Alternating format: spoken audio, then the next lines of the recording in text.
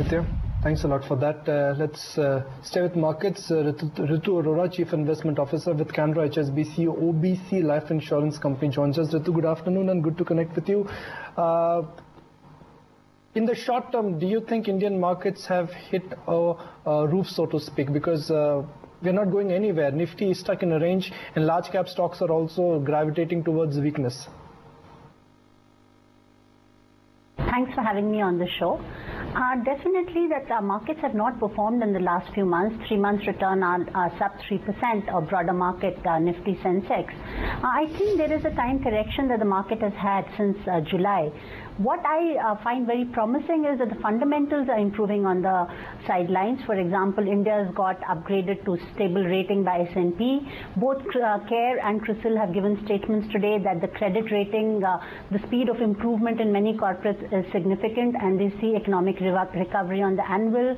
We see GDP bouncing back after 2 financial years of subpar, sub 5% to 5.7% last quarter. So these are green shoots on the periphery. At the current earnings growth, market valuation of 16.5 times does look a tad bit above long-term average, and I think that's where the market is taking a breather.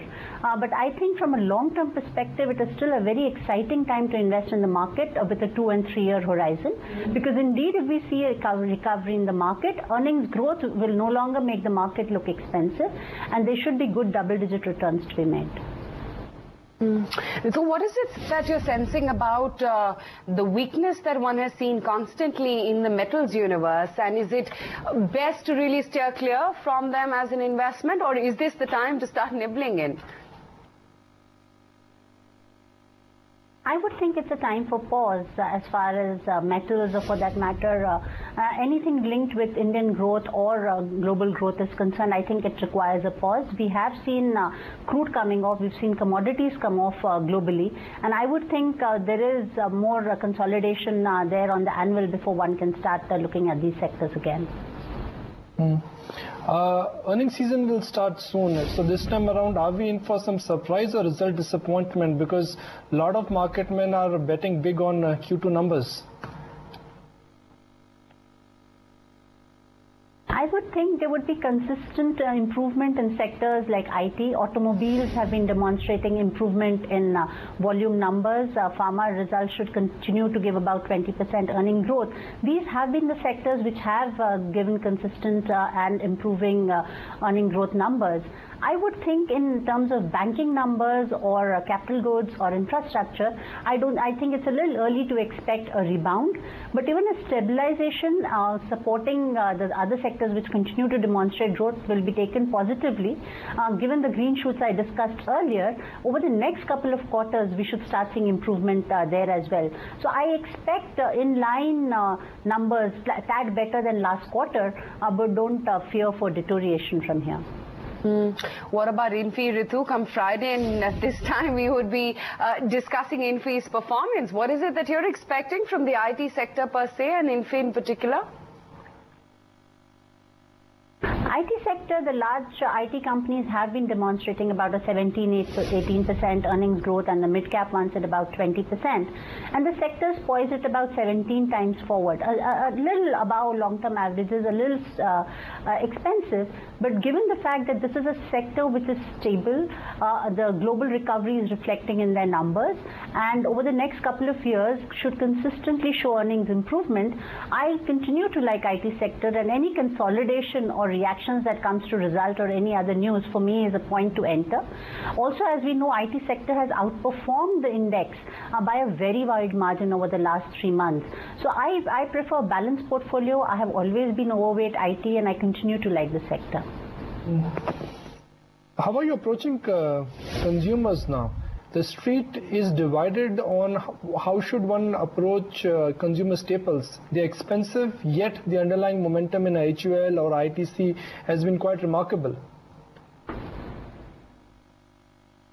For a new entry, I think definitely these stocks and sectors look a little expensive, but the time correction that we're seeing in the market and any sector-specific rebalancing that we witness would definitely be an opportunity to build positions in this sector. The entire positivity in the market was around a rebound, around a growth returning, but as we can see, these are the sectors, pharma, healthcare, FMCG, consumption, IT, which have outperformed the market. After the first euphoria and the first wave was done in June, last 3 months since, these are the sectors. So while I agree that it may not be the right time to build large new positions, but every opportunity to balance the portfolio and to make it a little more balanced between these sectors and the growth sectors like banks, infra, cap goods should be utilized. And I think a little correction should be waited for before building new positions in these sectors. Ritu, so what really could be the next trigger for this market? For the moment, it appears that globally things are stuck. Risk-on mode, risk-off mode is prevalent. Flows also are at a multi-month low, and earning expectations may not be met. We've already witnessed a 26% performance in the market returns in the Nifty and 40-odd% in the mid-cap. I would think that's a good return for a year like 2014, where the fundamentals are still stressed and there's galore challenges all along the way.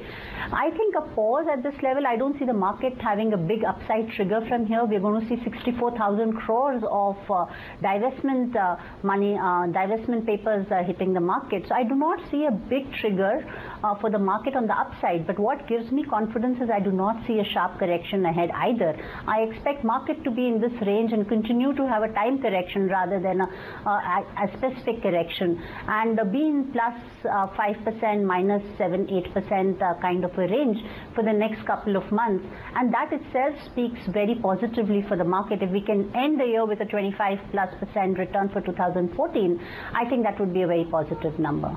So good chatting with you. We'll let you go on that note. Appreciate you taking the time out and speaking with us. So that's the view from Ritu Arora. Let's shift focus, talk technicals and get you some fundamentally sound mid